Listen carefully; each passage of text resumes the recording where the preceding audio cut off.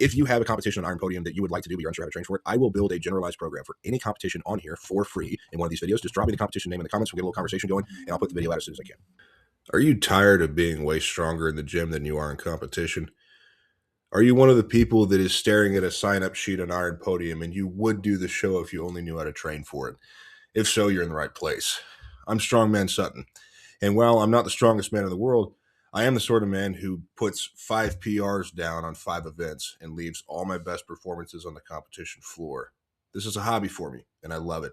And I'm happy to share with you how I do that. So if you don't know, this is ironpodium.com.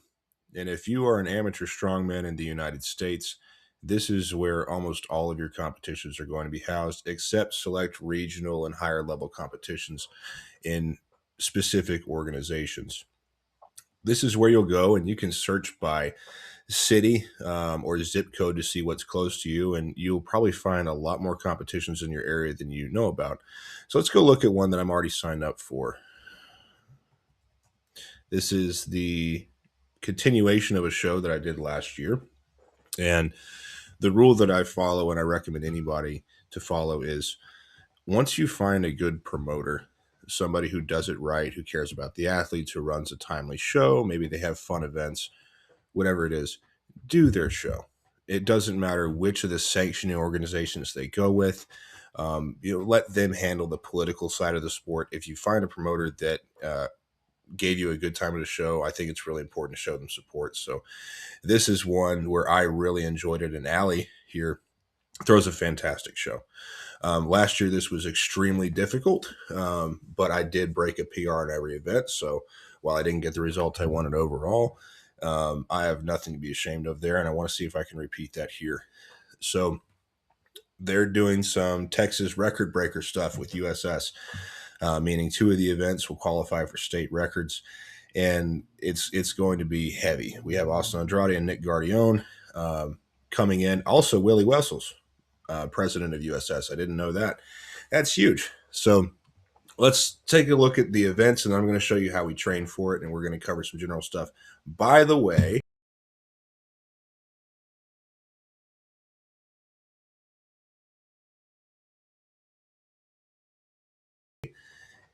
if you have a competition on Iron Podium that you would like to do, but you're unsure how to train for it, I will build a generalized program for any competition on here for free in one of these videos. Just drop me the competition name in the comments. We'll get a little conversation going, and I'll put the video out as soon as I can.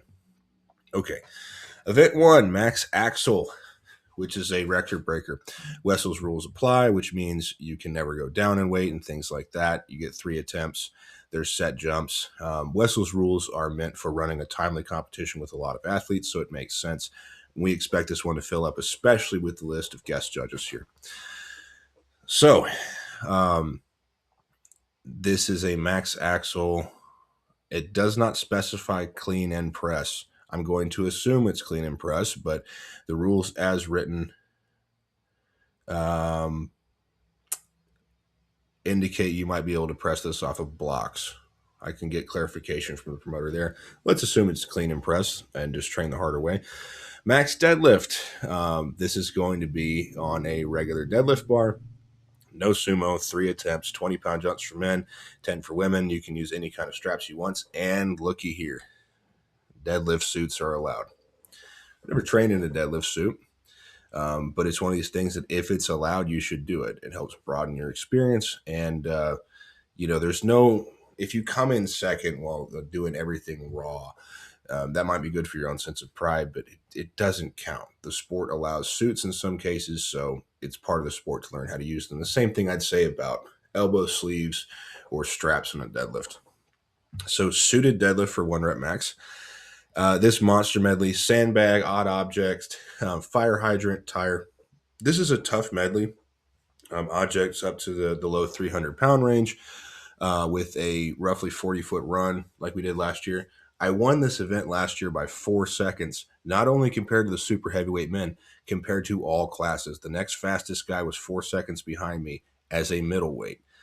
This is one I'm very confident in, and I'm happy to show you the sort of training that I did to basically guarantee that, no matter what happens in other events, I'm taking the medley home.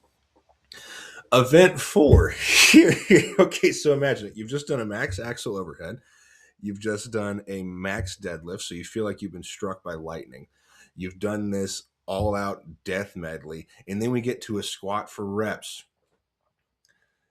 Buffalo bar. It's going to be cambered. It's going to bend down. It's a little bit easier on some people's shoulders. It actually feels a little bit worse on mine. I need to play with my grip to get that right. And then 60 seconds to accumulate as many reps as possible. So squat for reps. We're going to see if I have to train on like a rep event or a max event. That depends on how strong you are. And looky here. What's allowed on the squat event? Deadlift suit and a squat suit in the same show. This bathroom is going to be full of people trying to get changed between events. And it also might be wise to plan your technique around getting something out of a squat suit. We know that in general, when you're looking at squat suits, and it doesn't specify single ply here, so we're talking multiply squatting. You might want to learn how to squat wide. You might want to get some box squats in and work on your top end stuff. And then event 5, this is the worst part about the show and my only complaint against it. It's a front hold for time. I added 20 seconds to my best gym time on this last year and almost came last. I'm terrible at front holds. I don't think they're a good Texas strength. The cool thing though is that they had these custom metal pumpkins made that are on theme for the show. So I get why it's in, but it's also just heartbreaking if you're leading a show going into the last event and you lose it on something that's not really good test of strength. That's my complaining session out of the way. So let's go ahead and take a look at my weights here. I'm an open man super heavyweight.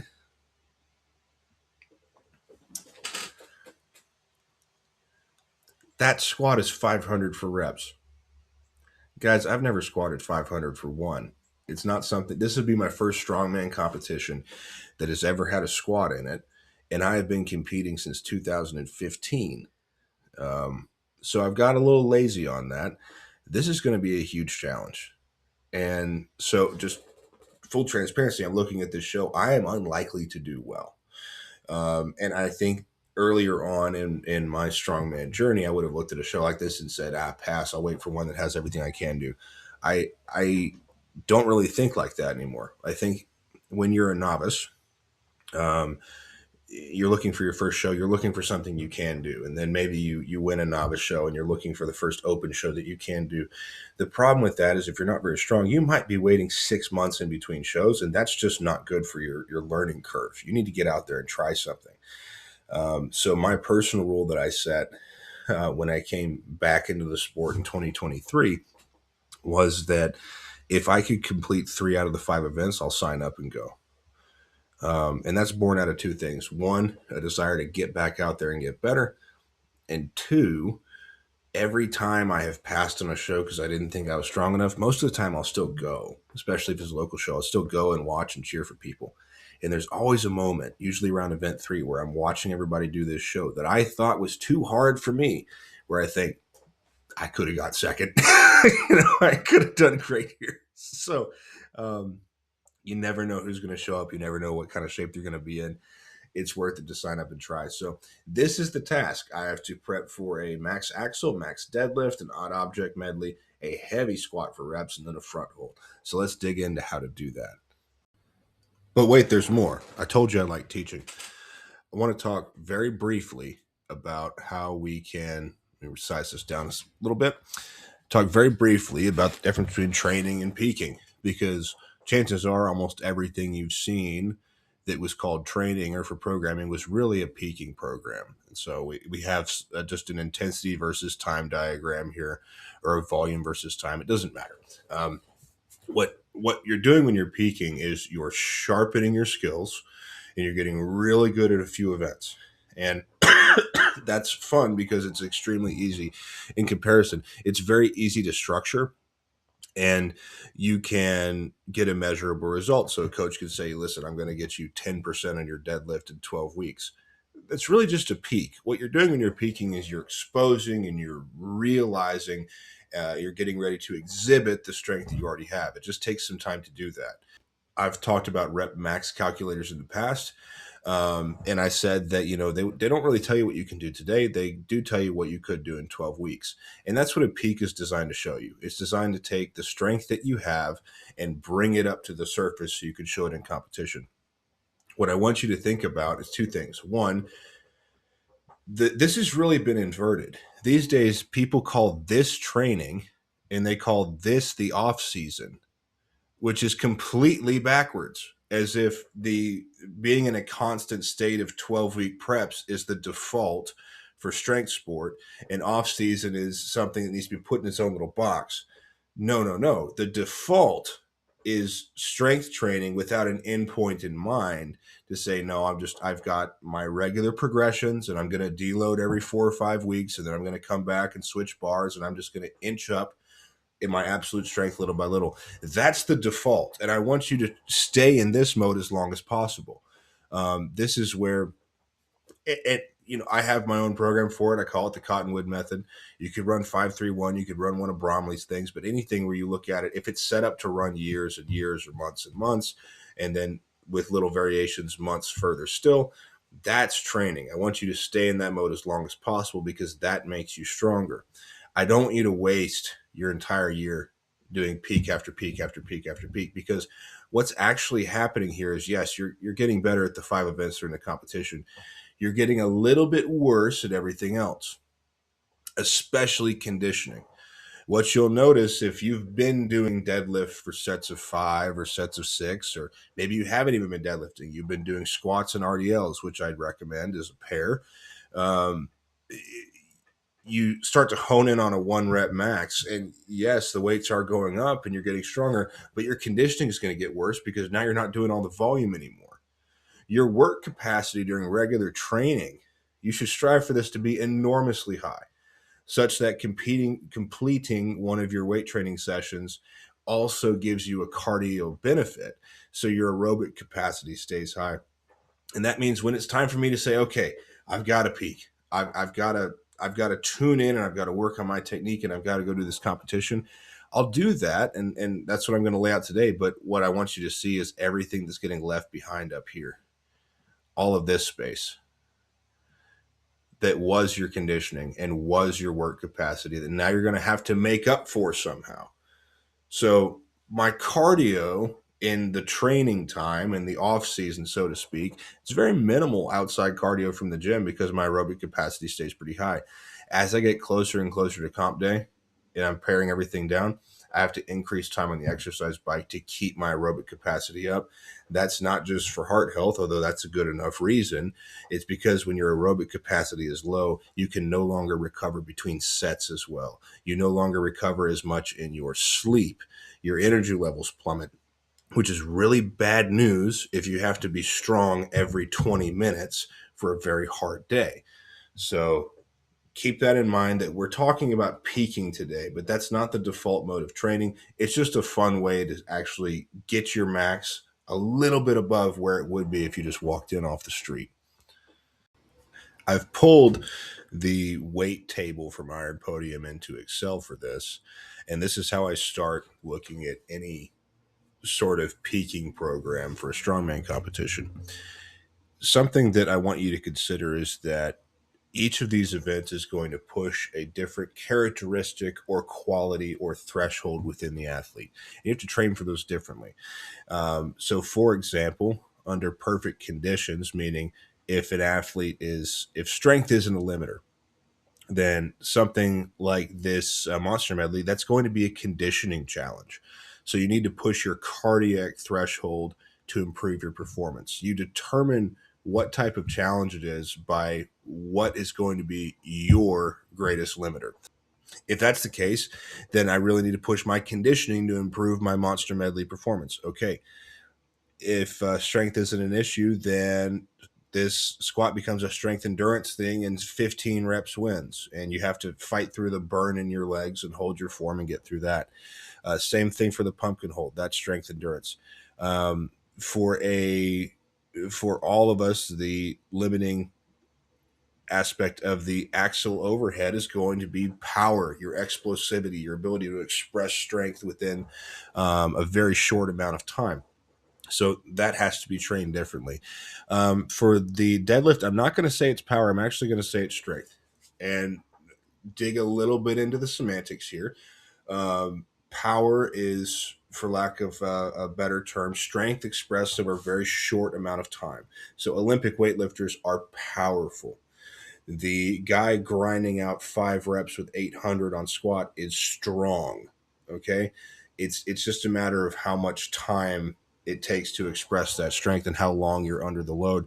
The reason I don't put deadlift in the power category here is because once you spend your explosive strength, when you do something like a split jerk overhead or a keg toss over bar or a bunch of broad jumps, most athletes cannot recover that explosive capacity and couldn't jump as high as they possibly could before for a matter of hours, not minutes. And so I think the deadlift needs to be trained under the assumption that your max, your true 1 rep max, might take you 7 seconds to lock out, pulling as fast as you can. That's very different sort of training. If you're an explosive lifter and you can kind of rush through your deadlifts and yank them off the ground and get them through, I think you're going to be in for trouble here, because what happens when you walk up to the bar and that pop isn't there? Now, if you're a D1 athlete, you're exceptionally explosive and you can jump your highest half of the day, then the deadlift turns into a power event, and we're trying to figure out how much force we can slam into that bar as fast as possible. I'm not going to count on that for myself. Here's what I want to point out, though, and let's switch back to paint here for a second. Very important to understand this. Let's say that this circle in the middle is the competition weight, and on the right side we have heavier and lower. So let's just say this is a log press for reps, and it's at 220 pounds. If you have never lifted 220 pounds and your strength is here, then you're not training log press for reps.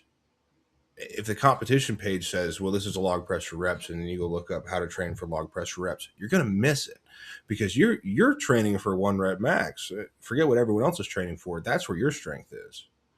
And if you're conversely, if you're right here and everyone else is talking about training for 5 rep max and you can log press 330, you're doing a strength endurance event. You need to be hitting AMRAPs at 70%, burning your shoulders out, working on your cardio, figuring out how to get the next 20 in.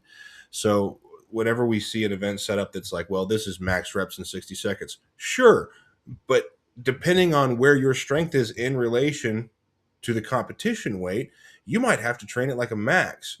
And so that's a filter that we got to throw on this. So let me see if I can do this. I don't like how much MS Paint has changed over the years. So we talked about power, and the colors aren't going to match up, especially if your strength is down here. Ooh.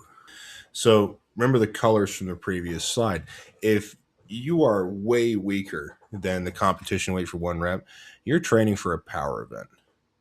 And if you are, a little bit weaker than the competition, but if you're on this side of it, you're training for strength. And that's actually where most of us are going to be. If you are exceptionally strong, you're training for muscular endurance up here. And then if you are even stronger still, this is a conditioning event. You just got to worry about your lungs because your muscles are strong enough. A little bit messy, but we're going to explore this throughout building this program. So looking back at these events, I've never squatted 500 for one. This is actually a strength event for me. Why not power, right? Because my max isn't too far below, so I don't have to worry about just like doing a plyometric all-out effort 1 rep max squat.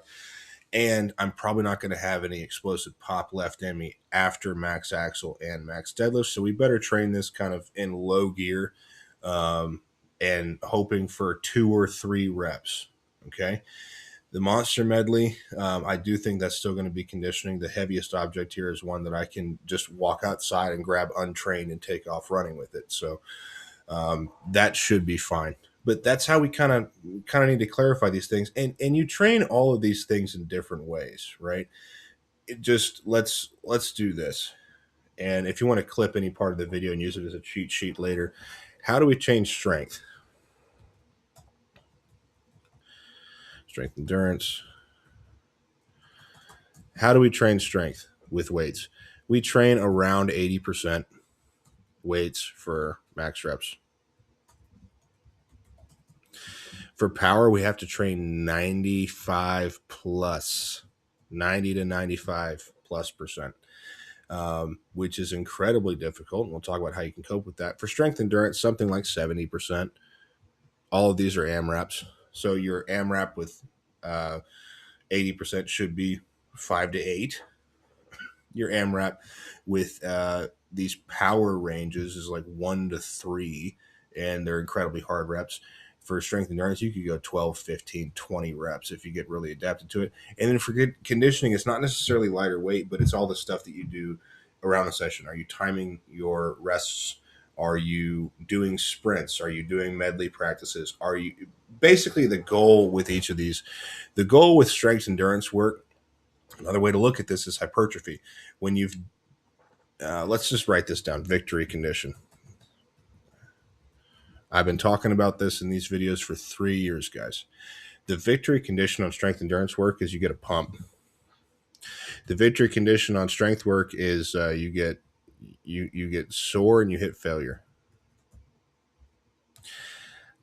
I'll change that. The victory condition is logbook go up. I got stronger than last week over a course of several weeks, so strength training is going well. You might not get sore anymore after a while. It depends on who you are and the rest of your diet and sleep and all that. For power, the victory condition is that you feel like you've been struck by lightning. When you have a really good session past 95%, your appetite's gone. You feel like you can't sleep. You're running a low grade fever, which is why peaking's not sustainable, by the way. If you have a bunch of 1 rep max events, that's how you know you've done the nervous system training. You've dug a deep enough hole that you're going to recover out of it and adapt a little bit. And then for conditioning, you've hit your victory condition within a session if you blow a lung. And you're bowled over and it hurts to breathe and whatever, that you've pushed your aerobic capacity. Good. That's what we're going for. So these are the things to keep in mind whenever I'm designing the type of workouts here. If I'm trying to hit these victory conditions within the session, depending on what I have to train for. Here's the problem with power events specifically. You can't just train above 90% every week unless you're exceptionally talented and you have perfect technique. Almost all of us have imperfect technique, and it's going to hold back our lifting. So what we do is we pair these power sessions with what really are just technique sessions. And so I might do 3 sets of 1 at 90% on this axial overhead. And then on my B day, since I'm pressing twice a week at least, I'll do 10 sets of 2 at 50%, aiming for perfect technique. Those merge together, give you quite a nice recovery environment and help you sharpen your skills week to week, because the majority of your gains in a power event are going to be from technique, right? You're just jumping, you're hitting triple extension, you're exhibiting explosive power. The technique is what lets you guide that power through your limbs into the implement properly.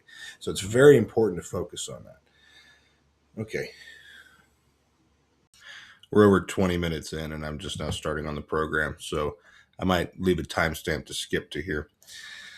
The competition is on October 3rd, and we're going to run an 8-week program. Why 8 weeks and not 12?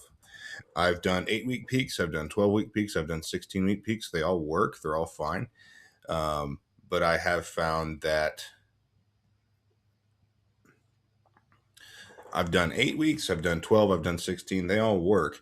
But keep in mind what we talked about earlier. I want to spend as much time training as possible and as little time peaking as possible. So when I have a set of events that I'm already decent at, you're not going to need as much practice. And so just in general, if you've got a competition in November and you see all your competitors practicing events in July, you've got a pretty good chance of doing well, because they're going to spend all that time practicing. You could spend most of that time getting stronger and actually show up a different beast the next year.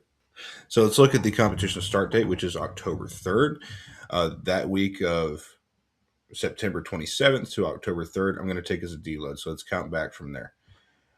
Um, Second block is going to be 1, 2, 3 up to the 12th, then a deload, then 1, 2, 3. I need to start this thing on Sunday, or the week of August 3rd. So let's just put this down here.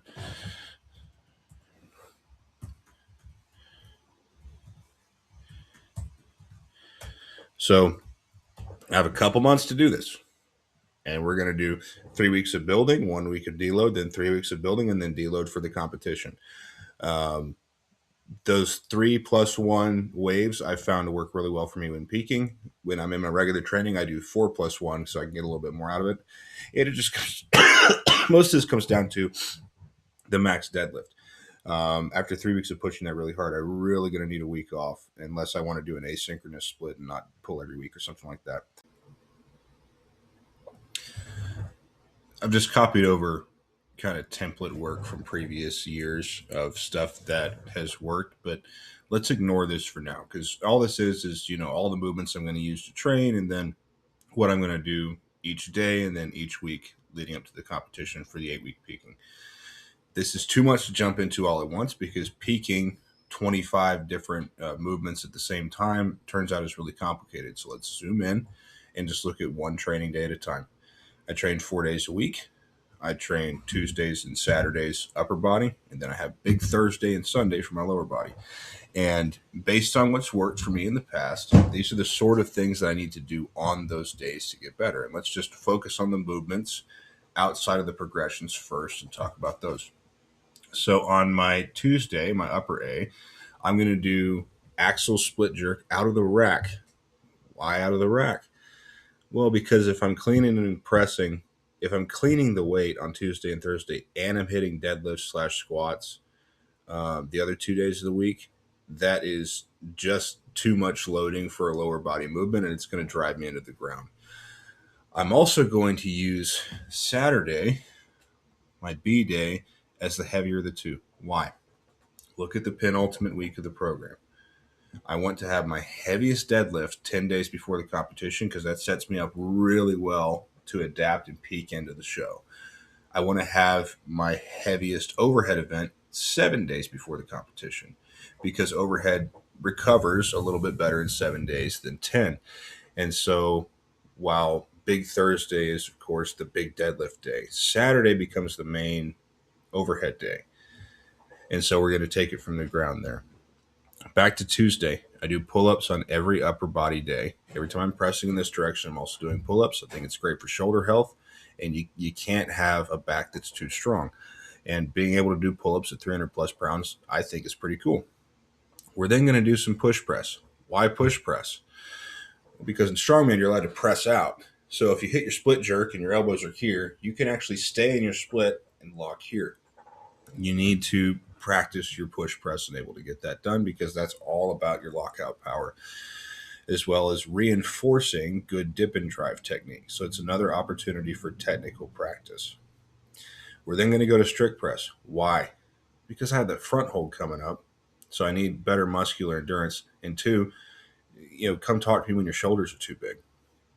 Then we're going to do pin press or a bench press. Last year I did a bench press machine, very low impact, low technique movement.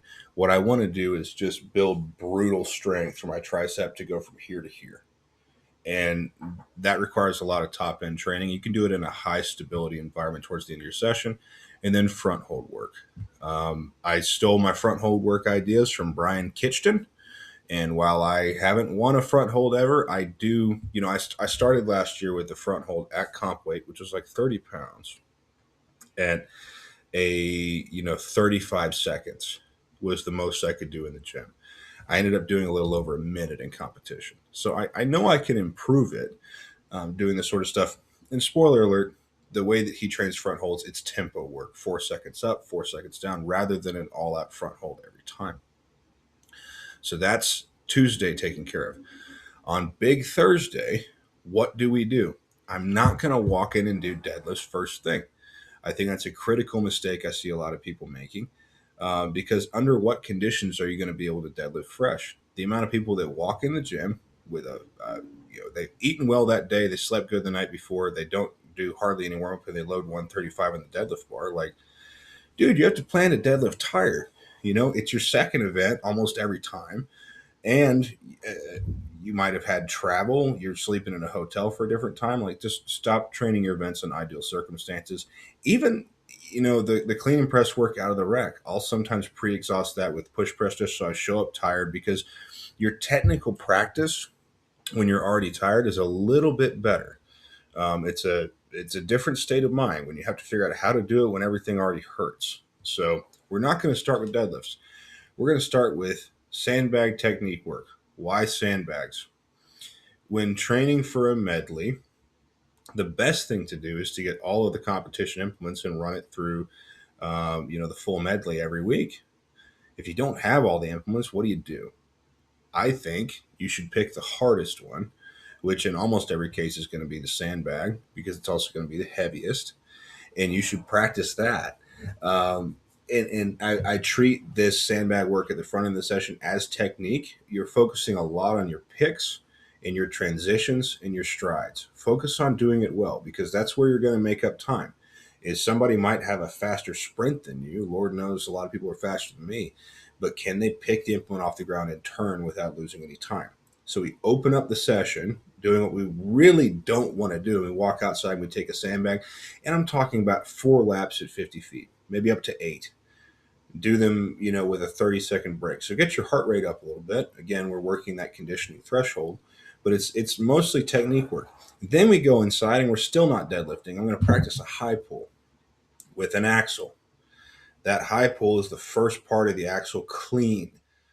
Most people fail their axle clean and press because of their clean and not of their press.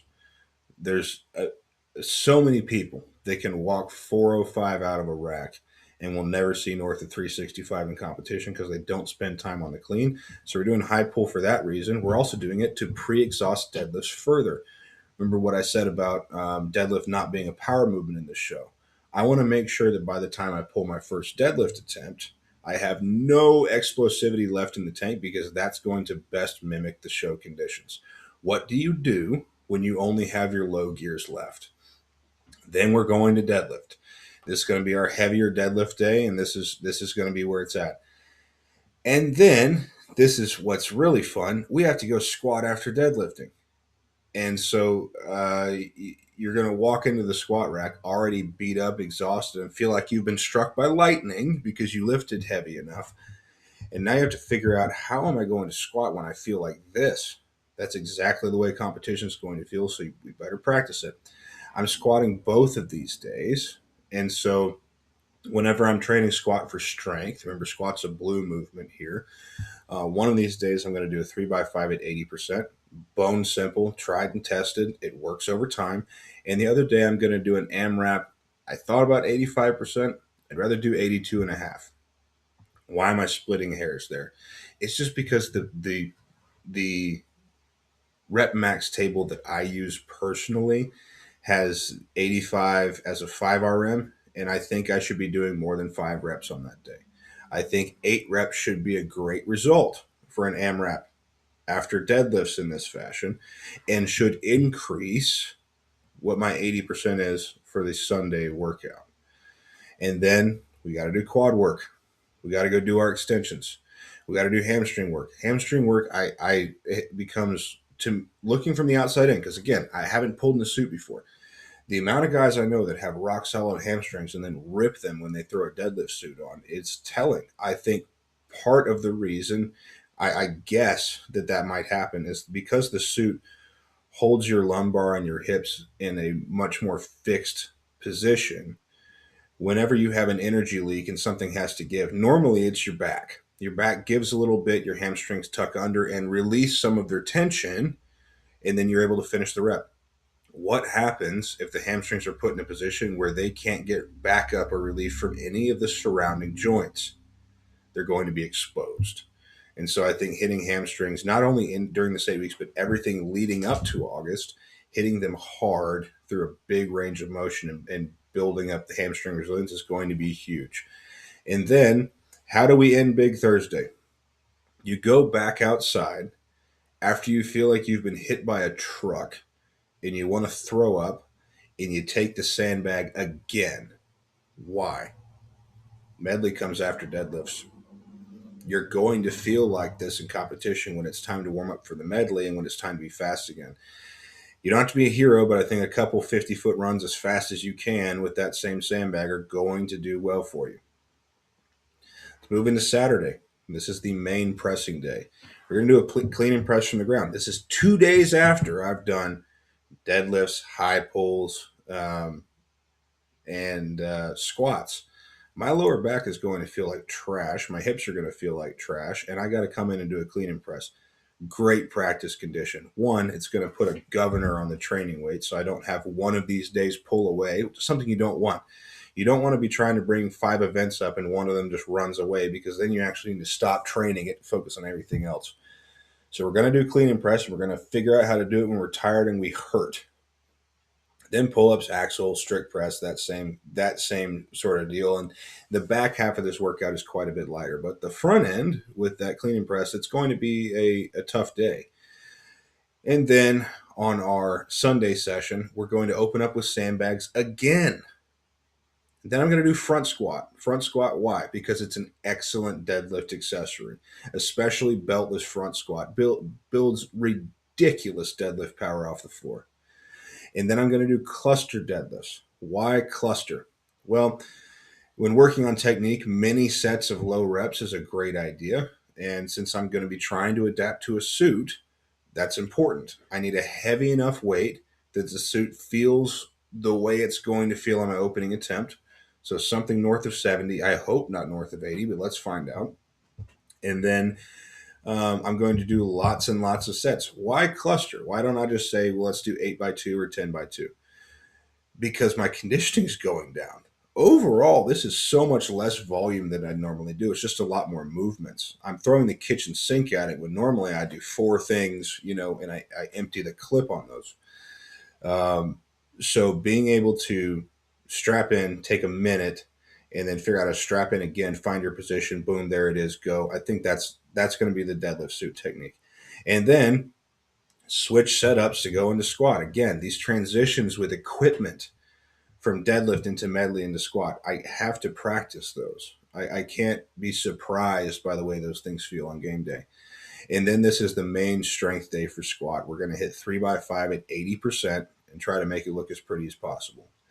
And then, because deadlifts are lighter on these days, and I'm not doing high pull, and I'm not even doing sandbags at the end, we're going to do some bent rows. Why bent rows? Because they make you stronger. They make your deadlift better. They directly apply both to the deadlift and to the medley in this show. And so bent rows need to be getting stronger over time with this one. And then hamstrings again. We're going to hit those twice a week. So those are what the individual days look like. So I'm going to rough this out and then come back and review what each of these movements looks like. And we're going to go through them one by one. So I've roughed in the upper body stuff here. And I need to zoom down just a tick to make sure this is all on camera correctly. And just think of these blocks, this week 1 block, this is 1 day of work, right? This is everything that I said I was going to do down here, but it's just organized with the whole progression in view. And so on my off day for pressing, I'm going to do cluster work because I think that's really good to drive the overhead up, because you need volume at higher weights to get stronger. However, the more technical a movement is, the better off you are focusing on low reps. So how do we merge those two worlds? I have a high technical demand movement with a split jerk that needs volume to get stronger. Can do that. So rather than sitting there and saying, well, I'm going to do 5x5, 3x5, 2x6, I'm going to do 4x2, and I'm going to time the rest. And the aerobic effect from that is fantastic, but it is also a muscular endurance effect, because you're not letting, with 20 seconds rest, you might as well have one continuous set. So these clusters have been a great tool, and they've helped me drive my overhead up a lot over the past year. So we're going to do cluster work on Tuesdays for overhead. We're going to go 4x2, 5x2, 6x2, deload to this 10x2. It's much lighter. What weight am I doing these clusters at? The heaviest weight I can, while still maintaining what I consider perfect technique. Okay, we only practice technique under the We only practice movements under the conditions of good technique. Um, and so there's that line, right, where with light weights you can move on purpose and you can make your bench press look however you want. And then there's a certain weight that you're just moving it A to B. It's not really under your control what happens with the movement or how it looks. You can't really move on purpose anymore. I think strength training, which we're doing with clusters, is best done right on that line where you still barely have full control over the movement, but it's close. So these will be decently heavy. I'm hoping to get them in the 240 range or so.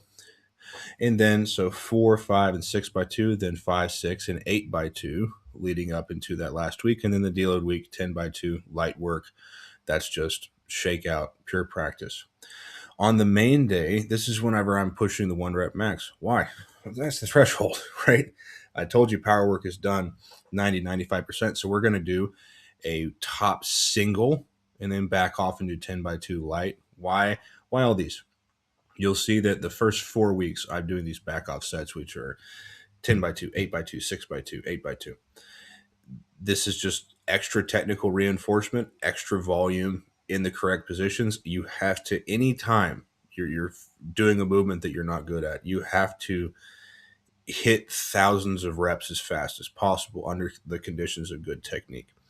So I'm going to zoom down a little, scroll down a little bit more here, and then back into top single, 2 top singles, then 3 top singles. Very simple peak for the axle. And then pull-ups, I wrote it down here, but it doesn't change. Every time I go in for an upper body day, I do 20 reps in as few sets as possible. So that could be 5 sets of 4, 4 sets of 5, 6 sets of 3 plus 1 set of 2, whatever you have to do. And then the basic progression after you get your first pull-up is, drive as many sets as possible with low reps. And then once I'm at 4 sets of 5, I'll briefly overload it and do 5 sets of 5 and then 6 sets of 5. And I'll hold that for 2 weeks. Then add 10 pounds to the belts around your waist, reset down to 5 sets of 4 and volumize up that way. I'm telling you, 300 pounds doing pull-ups. You might want to listen. And I can't take credit for that. I stole all my pull-up information from Brian Allsrew. If you don't know him, you should. So pull-ups are always going to be the same. Axle push press. This, why am I doing push press?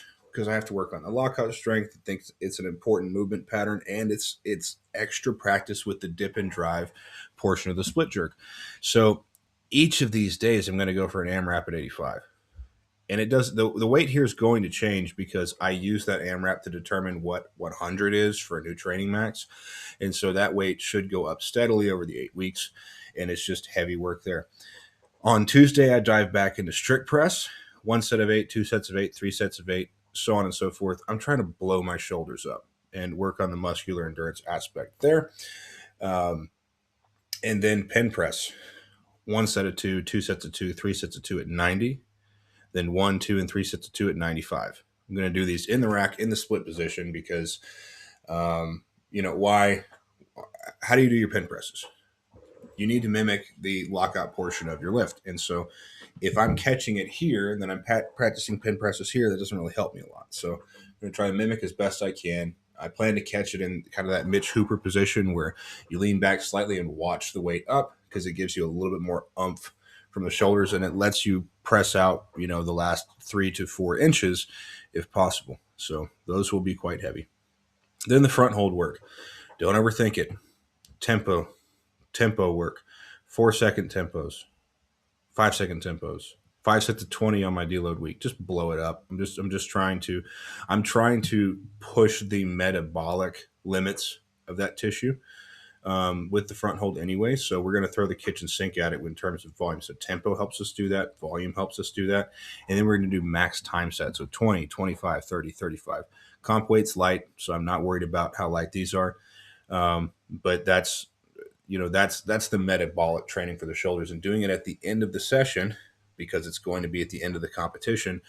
You should feel similar to the way you would, especially on Saturday when you're still wrecked from Big Thursday.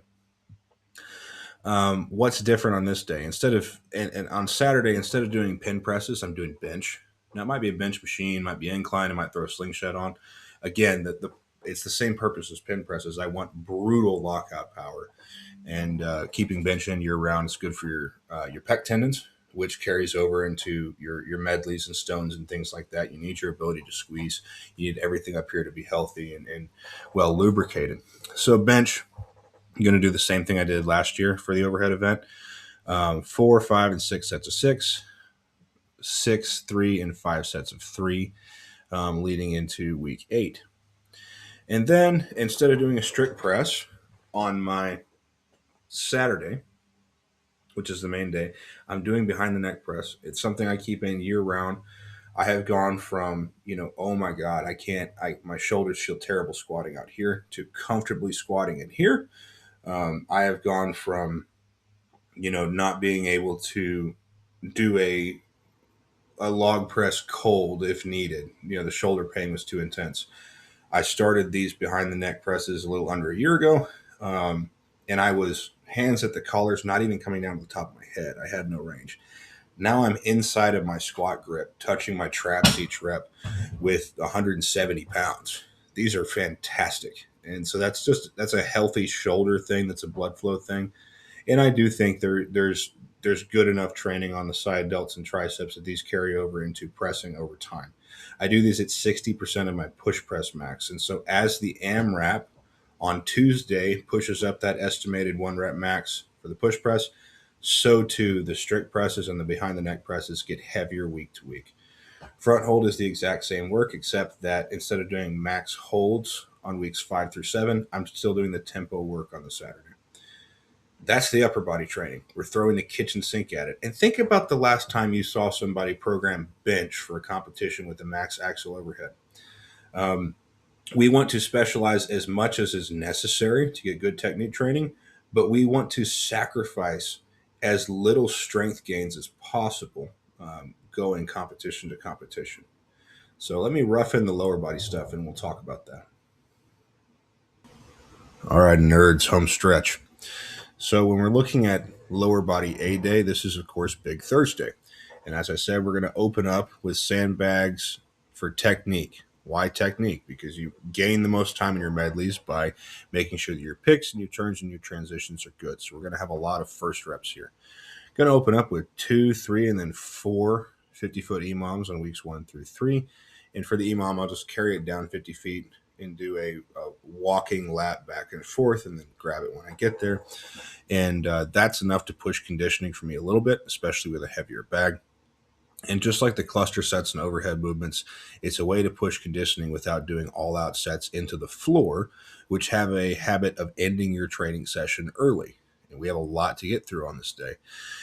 And so I'm going to keep those sandbags in and do 4 50-foot runs every minute on the minute, first thing in the session, just to get a lot of sandbag touches in and to make sure that I'm tired by the time I get inside and hook up to the barbell. I'm going to do this high pull only on this first microcycle, so only weeks 1 through 3. Why?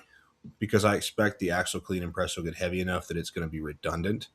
And so it's really functioning as a pre-exhaust. So with the high pull, I'm going to go in and work up to a max single. So just high pull whatever I can do. And then when I run out of steam, I'm going to stop, put my deadlift suit on, and return to the bar at that weight or 90 pounds heavier, so something north of 400. So my first deadlift rep is going to be, it's not going to be 135. Nor should it be. I'm a super heavyweight novice strongman. By the time I get to the deadlift warm-up area, all the other classes have been warming up for 30 minutes. There's not a barbell set to 135. And you powerlifters with your clean clothes and your $300 outfits and these clean gyms starting with 135 doing these perfect performative reps, I get it. You want to lift it like it's heavy, even when it's light, so that when it's heavy, you move it like it's light. I understand.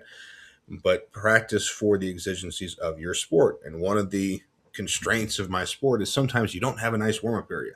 Sometimes you have 315 in the grass and you got to step on the platform in 10 minutes. Figure it out. Anyway, so the first reps in deadlift are going to be a little bit heavier, but that's also to conserve time and to practice. What if my first rep with deadlifts was 405 and I got to figure out how to get this suit to feel right? Let's do that for 8 weeks so it doesn't punch us in the face in competition, because I've seen that happen so many times. Okay, once we're done with the high pulls, we work up to an AMRAP on week 1 at 85%. Why? this is a continuation of my regular deadlift program. I alternate 3x3 and AMRAPs at 85% every single week. That's fine. All I have to do is taper it down towards the end and shave down to a 1 rep max. But these AMRAPs also help me determine every week what my current E1RM is. What's the current best guess at what my max is? And so I learn that every other week. That helps me set the weights for this 3x3, and then I retest again on week 3. This retest in week 3, when I strap up and pull an AMRAP at 85%, let's say that I load 585 and I pull 80 and I pull it for 5 reps. So that's my AMRAP. That would give me an estimated 1 rep max of 688. So when I come in here on the week 6 after my deload, that 90% is set by that E1RM. So that 3 times 1 would be at 688 times 0.9, 620. And then these 95%, this 3 times 1 is going to be 654. Let's just say 655. So it's helping me determine my training weights. And by the way, whatever that E1RM is becomes my. Now I'm not saying I'm going to get 585. I'd be happy with it. But if what my system tells me to do is that your E1RM on week 3 should be your second attempt in the competition. So I did this last year. I worked up. I did my AMRAP at 85%, and it told me my E1RM was 650. My max from the floor was 585 at the time. And so I said, okay, that's my second attempt, which means my first attempt is either 585 or 615, something like that. I went in the competition. I pulled 615, and then I pulled 555 for a 70-pound PR on my second attempt. Didn't get my third attempt. Of course, I already had a 70-pound PR, but they also switched bars on us day of, which I think had a little bit to do with it. So that's kind of the deadlift system. Then take deload week off of deadlifts entirely, then 3 singles at 90, 4 singles at 90, trying to overcompensate a little bit, and then 3 singles at 95%. Then I'm done. That deload week, I've left myself the option of coming in to do 8x2, very like 315 on the bar in a suit, well below 50%, just to have a little shakeout session, more practice with the suit. But that will be it. That's the main day with deadlifts. Now, I know that we have limited screen space here, so I'm going to filter. Thanks, Excel. That's exactly what I wanted.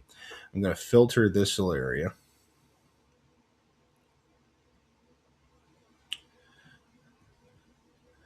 And select only the things I want to look at, which is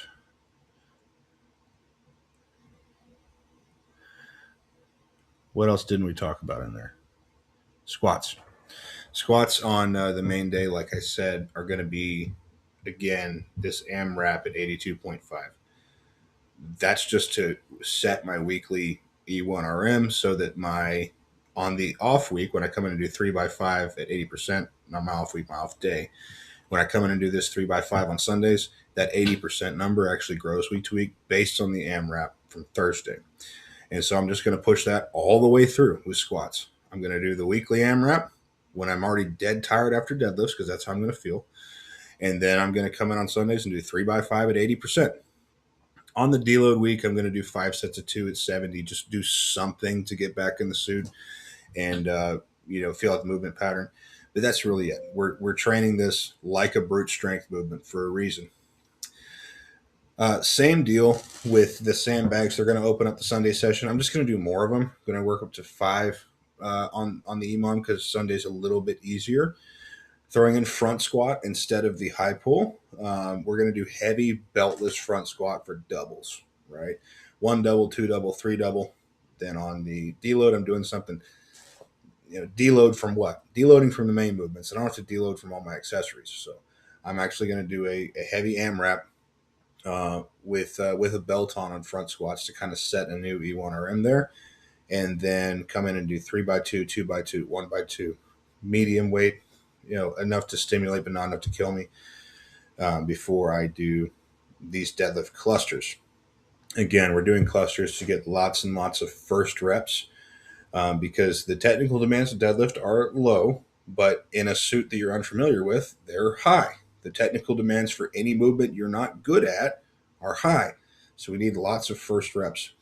6x2, 5x2, 4x2 clusters, heavy enough that the technique feels the same, but not so heavy as to kill me. I expect these will be in the high fours or low fives.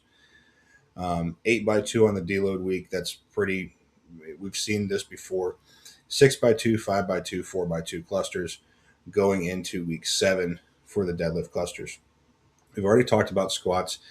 I threw rows on here, but like the pull ups, like many of my upper body movements, you're going to see it's the same program every week. It's still worth writing down. What I'm having success with rows right now is I work up to a top set of 5. Maybe get a little bit sloppy on the form, just focus on moving some big weight around, because you know a sandbag pick or a keg pick or any odd object pick is a sloppy row. You have to be able to do those strong and fast. Then backing off and doing 3x10. Get some blood flow in the lats and start to build out those muscles even more. Come complain to me when your back gets too big. It won't happen. So rows 1 day a week with the pull-ups 2 days a week, I find is more than enough to make sure that my upper back keeps pace with everything else that's growing and provides that stability that I need. We can talk about the hamstring and quad work. High volume. I think high volume for the tendons, high volume for the blood flow. Like we say, like I said, I'm going to be leading into this program in August with already carrying through high volume on my accessories, but I expect the deadlift suit to expose my hamstrings, and I expect that squat to expose my quads. I'm not risking a tendon for this thing, so we're going to treat this blood flow work and this tendon work like it's a part-time job on all of these. The only other thing to touch on is that here on Big Thursday, I said we return to the sandbag after we're done. We're not going to do that for the first microcycle because I think this will be more than enough to keep us busy. But going into the second microcycle after the deload, we're going to be hitting sandbags at the end of the session when we are ready to, puke and crawl in the car. I think that's kind of the gritty training that needs to happen. So that's it. That's going to be my program. I'm not going to start this for a couple of months, right? I'm writing this is June 21st, and this is a program for August 3rd. But I had some time away from work. I wanted to focus on it. The main thing is that you want to extend that training time as long as possible before you have to peak. But then when you peak, I want you to think through the events. I want you to think through the day. I want you to think through the demands and what's going to be limiting you. Something that's not on here is kind of the daily cardio at home, which will be ramping up over time. Everything else is tapering down, but like I showed you in that graph earlier, you have to make up for what you're losing as you taper everything down. And so, that cardio might start with 6 minutes a day, really light. I mean, I'm 300 pounds. It doesn't take much to get my heart going. And then work up towards 20, 30 minutes every single day on competition week. And that's going to pay dividends. It really will. So that's that. I know this is a long video for a kind of a very niche thing, but thanks for hanging around. A lot of this stuff can be generalized to your training, right? And like I said, I'm happy to cover any of those things. One of the situations I did want to touch on here at the end is, what if you look at a competition and you're strong enough to do all of the events for reps, and win it without really training? What do you do there? I would say you don't bother peaking. I would do a mini peak, which by mini peak, I mean take 4 days off prior to the competition, but don't alter your training leading up to it in the slightest. Just train like you normally are, keep making progress, keep getting stronger overall. Take a little 4 days off, and that lets you overcompensate slightly, and then just show up to the competition healthy. So the majority of the competitions that I'm doing right now, I'm not writing programs just for them. I'm just taking a mini peak, showing up healthy, and having fun on the day. But ones like this, where you got really cool guest judges, it's a great promoter, great competition. I mean, these are some of the strongest guys. These are some of the strongest guys I've come up against. When you have something like that, and you're like, okay, I'm going to pick one or two a year that I really want to hone in on and make sure I'm my best. That's where this skill set comes into play. So, hope you learned something. Thanks for sticking around. Go ahead and subscribe. It's a small club. You get all my attention. I respond to everything, and we'll be talking to you soon.